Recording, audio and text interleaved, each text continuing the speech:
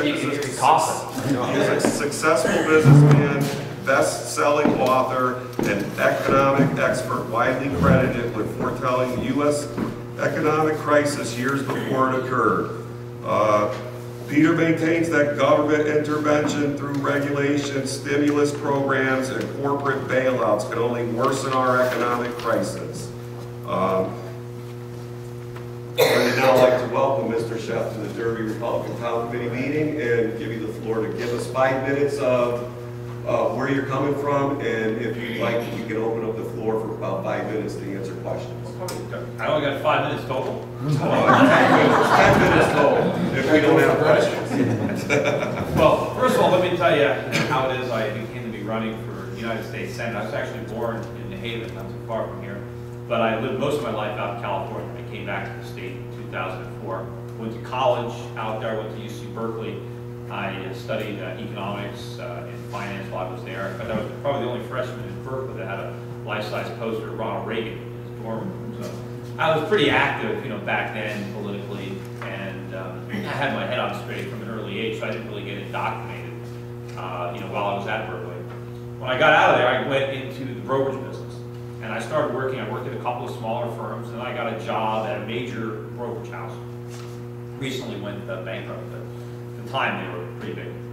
And I worked there for a while, and I really didn't like it. I mean, I was a retail broker, and I didn't like the advice that the retail clients were getting. I thought the little guy was getting screwed, that the firms were acting in the interest of their larger institutional clients, and often what they were doing was detrimental to the retail clients, and no one seemed to care, and I didn't like that. So I left, and I was out of the business for a year or so. I was traveling, and then I got back in, and I decided to work for myself.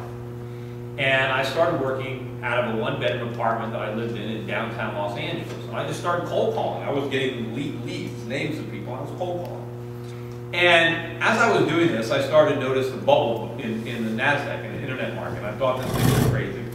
And so my pitch for a couple of years, I was cold calling people, warning them that there was a bubble in the technology stocks, in the internet, that the market was going to collapse, that they needed to sell these stocks, and most of them were going to go bankrupt, that I was predicting the NASDAQ would go down 80 or 90%. I thought it was a real, just a real disaster waiting to happen. And so most people, didn't listen to me. They argued with me, and I argued a lot with people who were really caught up in the bubble and thought these stocks would go up forever.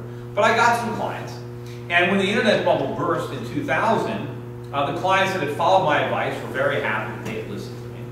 And I had a long list of prospects of people who I'd been talking to for years, warning them. And I was able to call them up and remind them of those conversations. And some people opened up accounts. They remembered the conversations. If they didn't remember it, I'd remind them. And so I built up a good business, starting from there. Now, you fast forward to 2010, 10 years later, I have 6 offices, over 100 employees.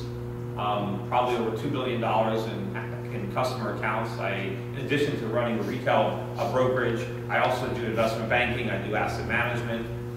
And I built it all from scratch. And it was very difficult to do that in a very highly regulated environment like the securities industry. And you certainly experienced firsthand how detrimental regulation is to prosperity, to growing businesses. When I've got 7 employees right now, the only thing that they do is comply with government rules and regulations. And if I didn't have those 7 employees, I'd probably have 50 or 100 more employees that were doing things productively. But I don't have them because I got to pay these other 7 guys to make my business less productive. And none of it benefits my clients. All of it is to the detriment of my clients. It helps my competitors. It helps the big firms that are too big to fail because it helps minimize competition.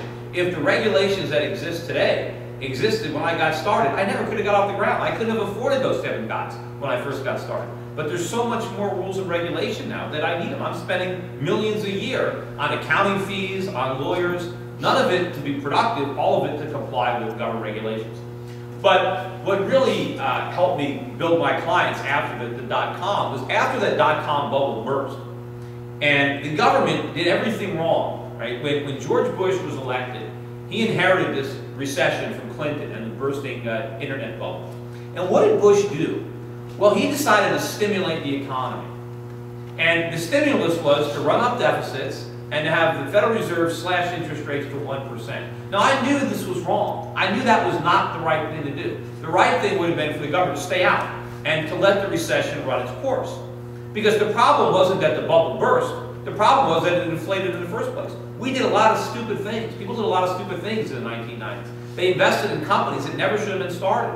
And during the liquidation, companies were going to fail, people were going to lose their jobs, the economy needed to restructure.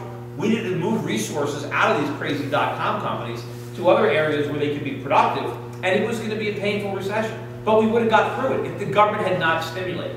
But for political reasons, they stimulated the economy, and they inflated the housing bubble. And were it not for what the government stimulus, the financial crisis of 2008 never would have occurred. Now, I noticed this at the time, and I was very worried about what the government was doing. And I began writing op-eds. Starting, I think, in 2004, I was writing op-eds in newspapers warning about a financial collapse of the housing bubble, and I explained in specific detail what was going wrong and how it was going to unfold. And I became so worried about it that I wrote a book. Initially, my book was going to be just focused all on real estate. It was going to be the coming real estate debacle, the American nightmare. I was going to talk about what was going to happen in the real estate market. But I decided to make it a broader book on economics, and it was called Crash Proof: How to Profit for the Coming Economic Collapse. And I outlined a strategy to survive this economic collapse that was going to consist of the bursting of the housing bubble, the bankruptcy of many financial institutions, including Fannie Mae and Freddie Mac, the worst recession since the Great Depression, double-digit unemployment, a lot of things that I knew were coming. And I started going on television. I started going on CNBC in 2005. I was on practically every week. They started calling me Dr. Doom. I was going on Fox News, Bloomberg, CNN, all these shows talking about the housing bubble and what was going to happen when it burst and the structural problems underneath our economy. And people laughed at me, they made fun of me. Nobody believed it. And in 2008, most of the predictions that I made came true.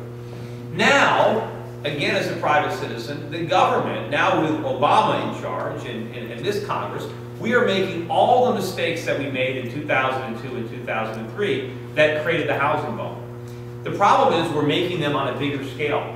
The fiscal policy now is far more reckless than it was under Bush, and the monetary policy under Bernanke is even more irresponsible than under Greenspan. And so the crisis that the government is in the process of creating is much bigger than the one they think they solved. And so the real damage is in the future. The real financial crisis or economic crisis is coming. I think it's going to take the form of a currency crisis where the value of our money collapses and then prices go through the roof for all the things that we need to buy. And the middle class is basically going to be wiped out.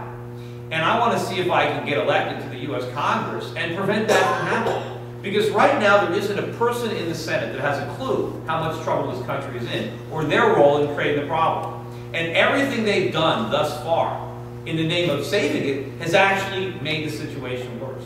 And you just read that letter about what's going on in Hartford. But what's going on in Washington? They've raised living beyond our means to another level. This new budget that Obama's proposing, it's a $3.8 trillion of federal spending with a $1.4 trillion deficit in 1 year. For every dollar the government is collecting in taxes, they're spending $1.60. How can a family earn $100,000 a year and spend $160,000 and call that a budget? The money doesn't exist. Where is the government going to get that other 60 cents that didn't collect the taxes? It's going to create out of thin air. It's going to create inflation. It's printing money. The Fed is running money off the printing presses like it's going out of style, and it's going to destroy the value of our money. You can't just spend money like that and not expect there to be consequences. The consequences of the easy money policies under Greenspan and Bush was the housing bubble. The reason all these banks failed was because of the cheap money policies of the Fed that got them all so leveraged up. What are the consequences of what the government is doing right now? Because they're not doing anything right. What the government needs to do is allow the economy to restructure. During the housing boom, we spent too much money. Americans spent money they didn't have. We bought things we didn't need, that we didn't make, and that we couldn't afford. And all that has to come to an end. Americans have to start saving their money because we haven't saved any of it. But the government won't let that happen. Anytime somebody tries to save money, the government thinks that they have to entice us to spend. They think they have to stimulate. We're never going to have a real recovery unless we can save. Businesses can't borrow money because there's no money left to borrow. It's all gone. Nobody is